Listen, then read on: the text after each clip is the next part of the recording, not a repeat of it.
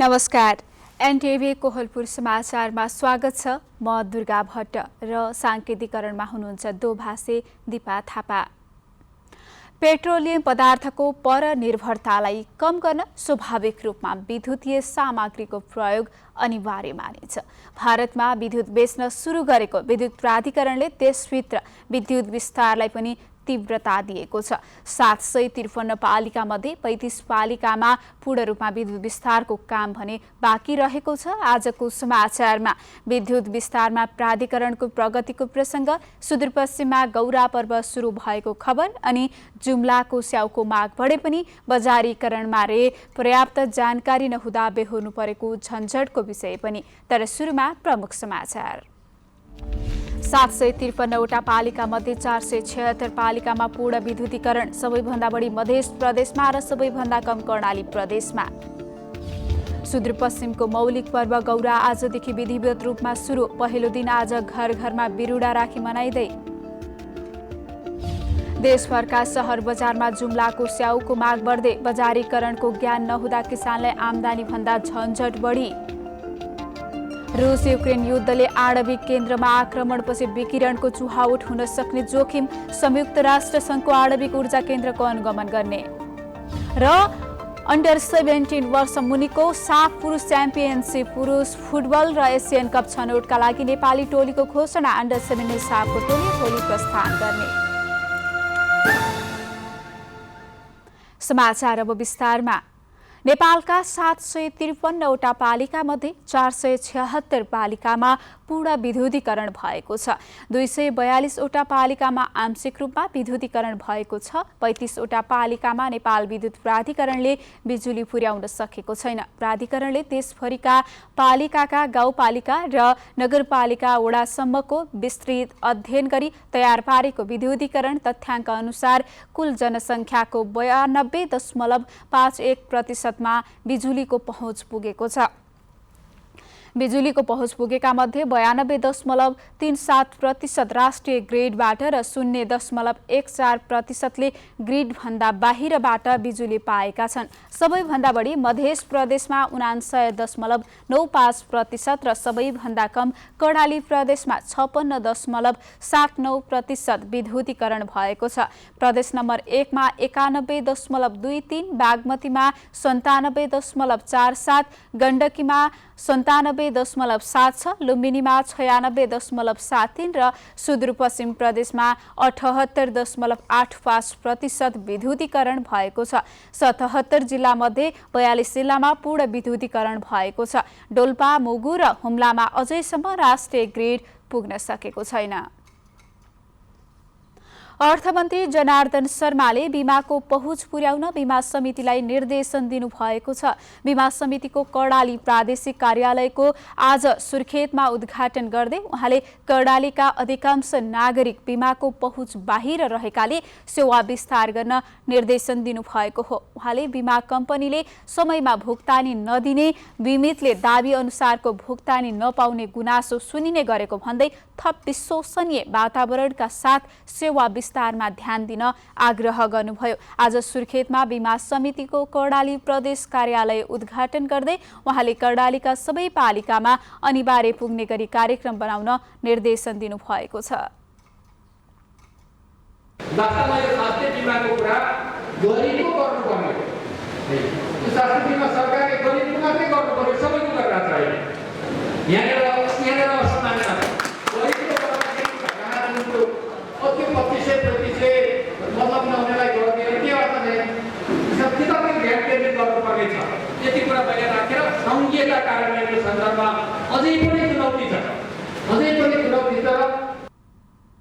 समितिले गत असार 1 गतेदेखि नै उपनिर्देशक पदम सोडारीको नेतृत्वमा कार्यालय सञ्चालनमा ल्याएको थियो, तर औपचारिक रूपमा भने आजदेखि शुभारम्भ भएको हो।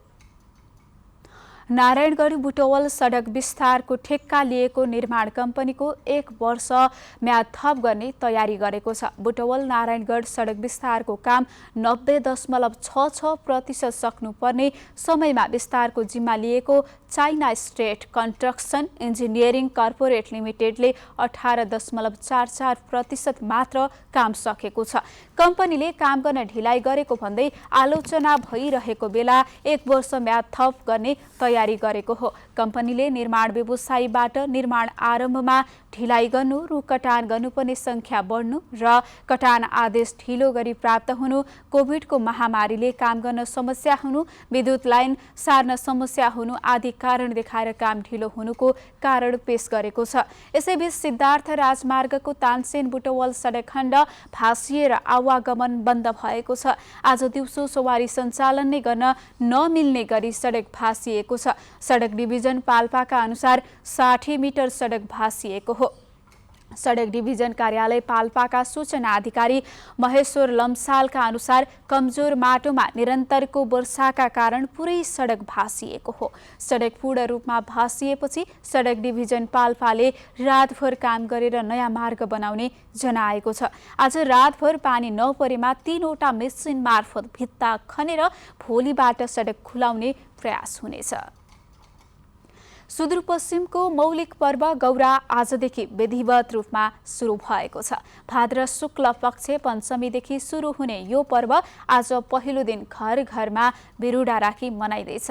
आजको दिनलाई बिरुडा पञ्चमी भन्ने पनि गरिन्छ। तामाको भाँडोलाई गाईको गोबरले लिपेर दुबो र अक्षताले सिंगार पटार गरी त्यसभित्र पञ्च अन्न, मास, कलौ, गहत, गहुँ र गुराँस भिजाएर बिरुडा बनाउने चलन छ। बिरुडालाई गौरीको प्रसादका रूपमा पनि लिइन्छ। पुत्रदा एकादशीको व्रत बसिसकेपछि भदौ महिनाको बिरुडा पञ्चमीदेखि गौरा पर्व विधिवत रूपमा सुरु हुने यसका जानकार गोमती भट्टले बताउनुभयो। बिरुडा भिजाउने बेला महिलाले डोटेली भाषामा सगुन तथा बिरुडा भिजाउने बेलाको काम गाउने चलन छ। यसरी भिजाएका बिरुडालाई षष्ठीका दिन पखाल्ने चलन छ। सप्तमी र अष्टमीलाई गौराको विशेष दिन मानिन्छ।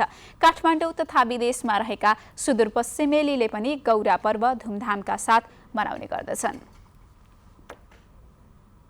दाङका किसान धान पसाउने आशामा छन्। धान रोपाई गरेका तर पानी नपर्दा चिन्तित बनेका किसान पछिल्लो पटक पानी परेपछि धान उत्पादन हुने आशामा छन्। खडेरीका कारण गत वर्ष भन्दा यस वर्ष दाङमा 15% धान उत्पादन घट्ने अनुमान गरिएको छ। लमै नगरपालिका वडा नम्बर 4 सेमरुवा निवासी हरि कुमारले 10 कट्ठा खेतमा धान रोप्नु भएको छ। असार र साउन महिनामा पानी नपर्दा बोरिङको पानीले जेनतेन धान रोप्नुभयो। धान रोप्दा पानी थिएन। धान फल्छ भन्ने आशा मरिसकेको थियो। भदौ लागेपछि पानी पर्न थाल्यो। रोपाई गर्दा पानी नपाएको धानले पछिल्लो पटक पानी पाउन थालेको छ, जसले गर्दा धान उत्पादन नहुने भनेर आशा मारेका किसानलाई केही खुसी थपिएको छ।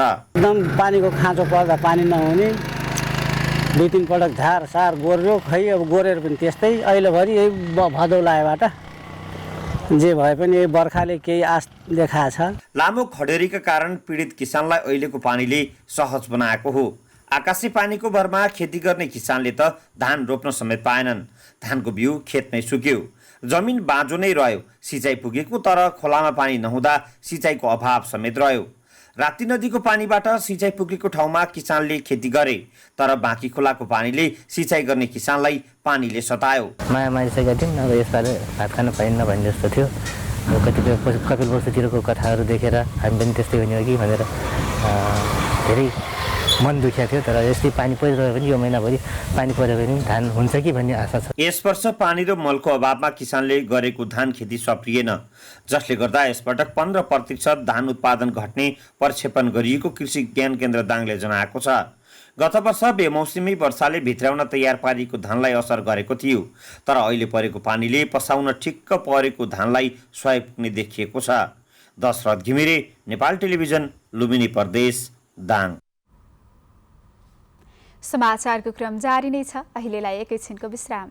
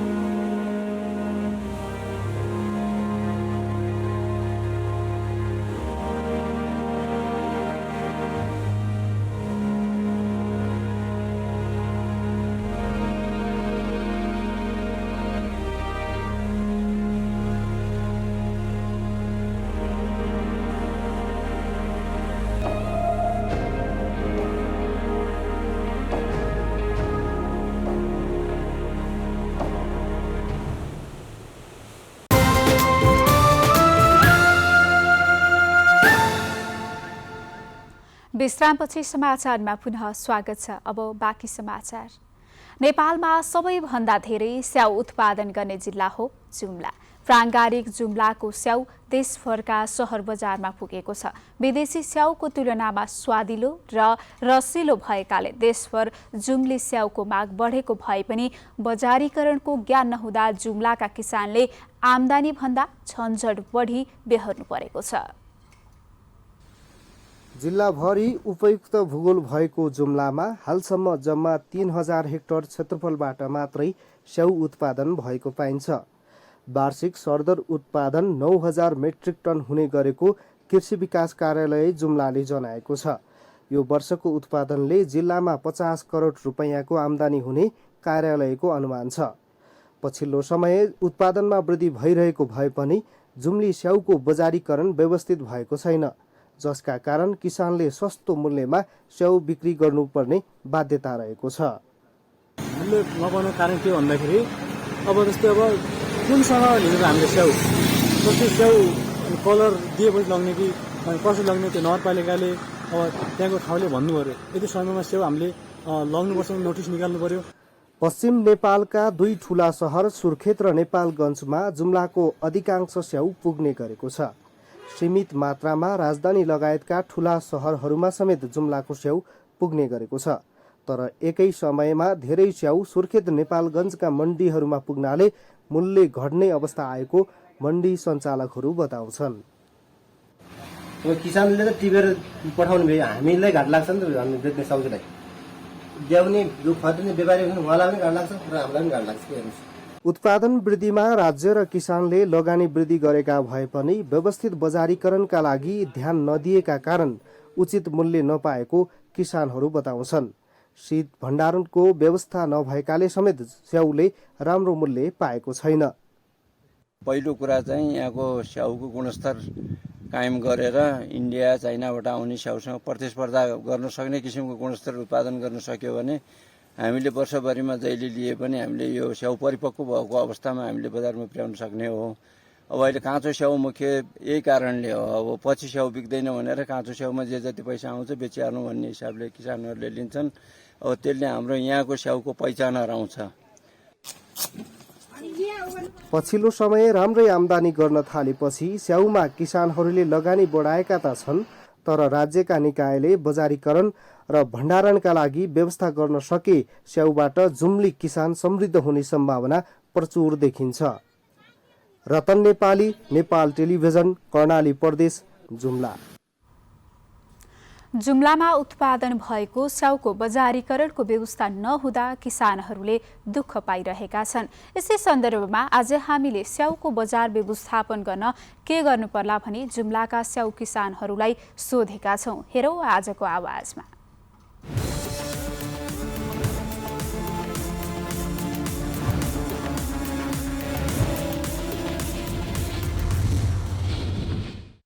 माथि गोठी चौर साइजको अब यो माथि यो के अरे दानसाउ नजिक कता कता सेन्टर यस्तै जस्तै कुडारी सिंजाको कहाँ हुन्छ त्यस्तो ठाउँमा अलिक ठुला भोलमका कोल्ड स्टोरहरू अब व्यवस्थापन भयो भने अनि किसानहरूलाई साना साना कोल्ड स्टोरहरू गरिदियो भने अब केही समयमै उनीहरूले यो असोज भदौ असोजमा टिपेर आफ्नो स्टोरमा राख्छन् र कि व्यापारीहरूलाई पनि बिस्तारै दिँदा अब मूल्य पाउँछ र व्यापारको पनि सहज हुन्छ।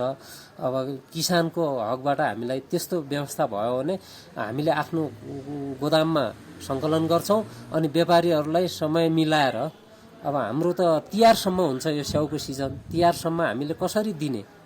हाम्रो अब स्याउ फार्म छ, स्याउको मूल्य हामीले पाएको छैन।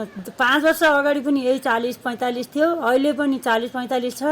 कृषकलाई कति वर्ष हानि नक्सानी गरेर बनाएको स्याउ अहिले 45 हुने चाहिँ भुइँया भाउ एकदम छ। अब सरकारले अथवा स्थानीय सरकारले प्रदेश सरकारले भने जस्तै हामीलाई कोल्ड स्टोर बनाएर स्याउ प्रत्येक केजीको 100 रुपियाँसम्म भइदिए भए हामीहरूलाई अलिकति नुन तेलको बाटो हुन्थ्यो भन्ने हो। अब किन यसरी न यो 45 रुपियाँ केजीमा स्याउ हामीले बेच्नु परेपछि त फारमको कामै भयो। जबकि सालको स्याउको मूल्य बढ्ने जाने घटेर गइरहेको छ। त्यो घट्नुभन्दा पनि सबैले कृषकले के गर्नु पर्यो भनेपछि एकजुट हुनु पर्यो। हाम्रो यहाँको जुम्लाको कृषकहरूले एकजुट भएर भदौ 15देखि अगाडि कसैले पनि स्याउ नटिप्ने भन्ने एउटा ठुलो अभियान निकालेपछि र अनि कृषकले रेट पाउँछ कि यदि कहिले भएन भनेपछि हाम्रो कोल्ड स्टोर छँदैछ, कोल्ड स्टोरमा राखे भइहाल्यो, पछि त हाम्रो रेट पाइहाल्छ। त्यसरी कृषकलाई त्यसरी रेट कृषकले नै किन आफ्नो पछि त 150 रुपियाँ किलो जान्छ, 140 रुपियाँ किलो गइहाल्छ। यहीँ कृषकले यहीँ पाउँछन्। अब कोल्ड स्टोर त अब जथाभावी त कोल्ड स्टोर भनेर हामी चाहिँ किसानले गर्न सक्ने क्षमता भए त आफ्नो बनिहाल्थे, तर राज्यले चासो राखिदिनु पर्यो यसमा। राज्यले चासो आएर कहीँ गाउँपालिकाबाट हुन्छ कि अथवा राज्यबाट हुन्छ कि अथवा यता जिल्लाबाट हुन्छ कि अझ कृषि शाखा कहीँबाट हुन्छ कि कृषकहरूको लागि हामीले चाहेको बेला बिग्रिन नपाउने र अलि मूल्य वृद्धि भएको बेला बिग्रिन नपाउनको लागि राज्यले हामीलाई चाहिँ नि यो उपलब्ध गराइदियो भने हामी अब पिछडी जुम्ला जिल्लाको पिछडी भनेको हाम्रो ठाउँ हो पातरासी भनेको, त्यहाँका जनताले के राहत पाउँथे। यो राज्यले के गर्नु पर्यो भनेपछि जुम्लाको स्याउ एकदमै भदौको पहिलो हप्तादेखि सुरु गर्ने र मैले सोचे अनुसार त प्रत्येक गाविस र प्रत्येक गाउँपालिकाले प्रत्येक वडाले कुन सहरमा त्यो लिन उपयुक्त छ। सबै अहिले झ्याप्पै पार्ने सुर्खेत नेपालगञ्ज मात्र लिन्छन्। कुन गाउँपालिकाले कुन सहरमाथि लिने, कुन गाउँपालिकाले कुन सहरमाथि लिने, त्यो भएपछि एकैचोटि लत्तकै सबै नेपालभरि छेपछेपी जुम्ला सब हुन्छ अनि एकै नासको रेट पाइन्छ।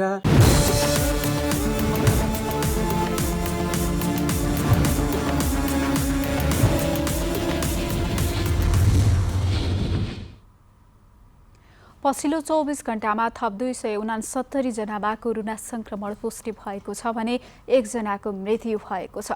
स्वास्थ्य तथा जनसङ्ख्या मन्त्रालयका अनुसार 3557 जनाको परीक्षणमा 269 जनामा संक्रमण पुष्टि भएको हो। यो सँगै कोरोना भाइरसको सक्रिय संक्रमितको संख्या 3158 पुगेको छ। पछिल्लो 24 घण्टामा 215 जना संक्रमण मुक्त भएका छन्। लुम्बिनी प्रदेश लगायत देशैभर डेंगूका बिरामी बढ्दै गएका छन्। डेंगूका बिरामी दिन प्रतिदिन बढिरहेको लुम्बिनी प्रादेशिक अस्पतालका वरिष्ठ फिजिसियन कन्सल्टेन्ट डाक्टर सुदर्शन थापाले बताउनुभयो। उहाँका अनुसार अस्पतालमा भर्ना हुने मध्ये 40% डेंगूका बिरामी रहेका छन्। भैरहवाको भीम अस्पतालमा पनि डेंगू भएर उपचार गर्न पुग्ने बिरामी दिनहुँ बढिरहेको डाक्टर सिद्धार्थ पाण्डेले बताउनुभयो। दाङमा पनि डेंगूका बिरामी बढ्दै गएका छन्। हालसम्म जिल्लामा 83 जना डेंगूका बिरामी फेला परेको स्वास्थ्य कार्यालयले जानकारी दिएको छ।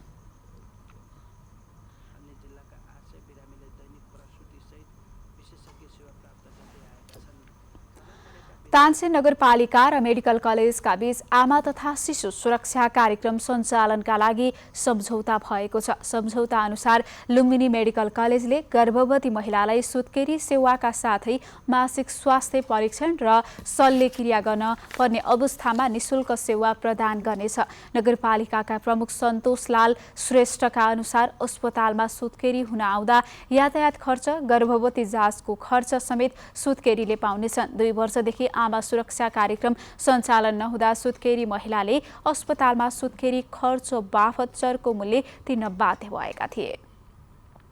समाचारको क्रम जारी नै छ, एकैछिनको विश्राम।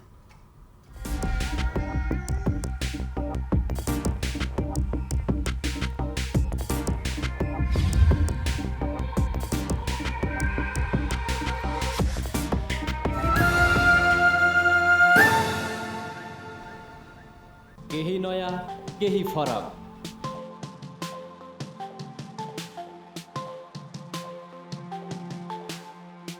राष्ट्रिय सञ्चारको मेरुदण्ड नेपाल टेलिभिजनको प्रादेशिक च्यानल एनटिभी कोहलपुर। पश्चिम नेपालको लुम्बिनी, कर्णाली र सुदूर पश्चिमको एकमुष्ट आवाज। सत्य समाचार, तटस्थ विचार। कार्यक्रममा मौलिकता, समावेशिता र विकासमा विस्तार। डिजिटल दुनियाँमा तपाईको विचार र भावनालाई संसारसँग जोड्दै एनटिभी कोहलपुर। सूचना, शिक्षा र मनोरञ्जनको। यो यात्रा हो समृद्धिको।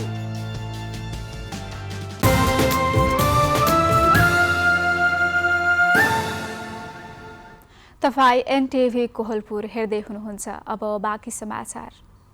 रोल्पाको माडी गाउँपालिका 3 तालाबाङमा एक दम्पतिको हत्या भएको छ। रोल्पाकै परिवर्तन गाउँपालिका 2 घर भई तालाबाङमा बस्दै आएका 27 वर्षीय दुर्गा बहादुर पुन र उहाँकी श्रीमती 37 वर्षीय पार्वतीको हत्या भएको हो। भदौ 14 गते 30को दिन राति हत्या भए पनि 15 गते दिउँसो स्थानीयवासीले थाहा पाएपछि प्रहरीलाई खबर गरेका थिए। जिल्ला प्रहरी कार्यालय रोल्पाबाट प्रहरी नायब उपरीक्षक विनोद घिमिरे र इलाका प्रहरी कार्यालय घरती गाउँबाट प्रहरी निरीक्षक देवराज भट्टराई नेतृत्वमा प्रहरी घटनास्थल पुगेर घटनाबारे थप अनुसन्धान गरिरहेको छ। अब अन्तर्राष्ट्रिय समाचार।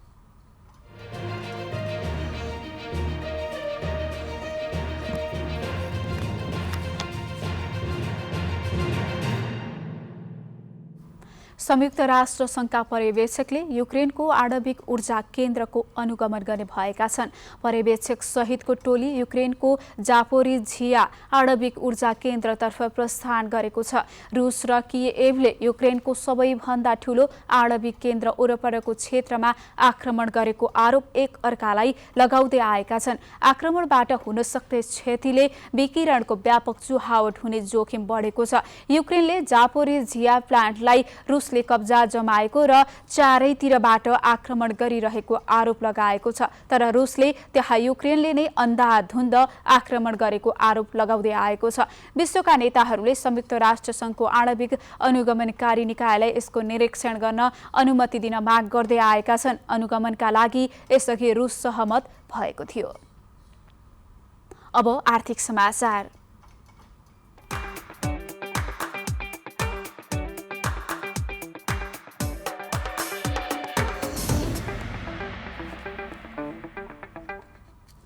शेयर बजार आज सामान्य घटेको छ। हिजो झण्डै 22 अङ्कले घटेको शेयर बजार परिसूचक नेप्से आज 1.08 अङ्कले घटेर 1972.29 बिन्दुमा झरेको छ। आज बैंकिङ, व्यापार, उत्पादन, अन्य, म्युचुअल फन्ड र लगानी समूहको शेयर सामान्य घटेको छ। अरू समूहको शेयर सामान्य बढेको छ।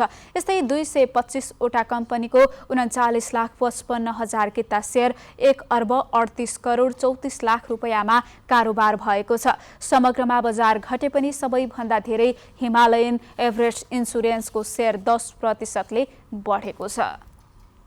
अब खेलकुद समाचार।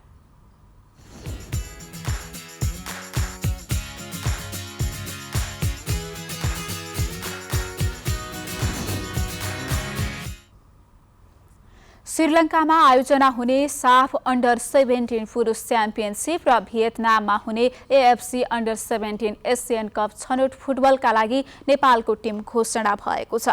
यसअघि 24 सदस्यीय टोलीमा रहेका समीर तामाङ टिमबाट बाहिरिनु भएको छ। साफ अन्डर 17 आगामी सेप्टेम्बर 5बाट हुनेछ। यस्तै अन्डर 17 एसियन कप छनौट अक्टोबर 1 देखि 9 सम्म हुनेछ। अन्डर 17 साफका लागि नेपाली टोली भोलि त्यसतर्फ प्रस्थान गर्नेछन्। साफ अन्डर 17 को पहिलो खेलमा नेपालले भुटानको सामना गर्नेछ। प्रतियोगितामा नेपाल समूह बी मा रहेको छ। नेपालको समूहमा भारत र भुटान रहेको छ। समूह ए मा आयोजक श्रीलङ्का, मालदिप्स र बांग्लादेश रहेको छ। समूहको शीर्ष 2 टोलीले सेमी फाइनलमा स्थान बनाउनेछन्। फाइनल सेप्टेम्बर 14 मा हुनेछ। अब मौसम।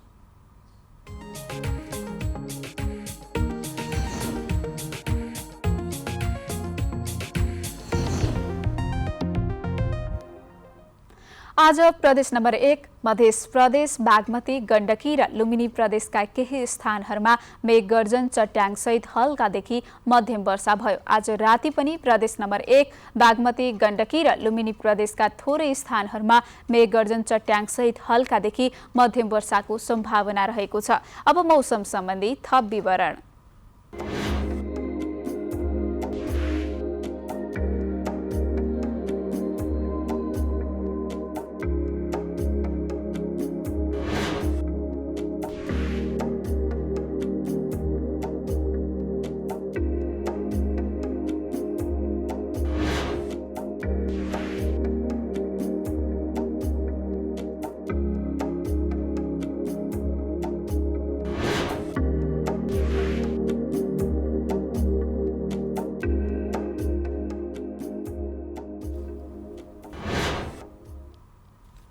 समाचारको अन्त्यमा प्रमुख समाचार पुनः एकपटक। 753वटा पालिकामध्ये 476 पालिकामा पूर्ण विद्युतीकरण, सबैभन्दा बढी मधेस प्रदेशमा र सबैभन्दा कम कर्णाली प्रदेशमा। सुदूरपश्चिमको मौलिक पर्व गौरा आजदेखि विधिवत रूपमा सुरु। पहिलो दिन आज घर घरमा बिरुवा राखी मनाइँदै। देशभरका सहर बजारमा जुम्लाको स्याउको माग बढ्दै। बजारीकरणको ज्ञान नहुँदा किसानहरूलाई आम्दानी भन्दा झन्झट बढी।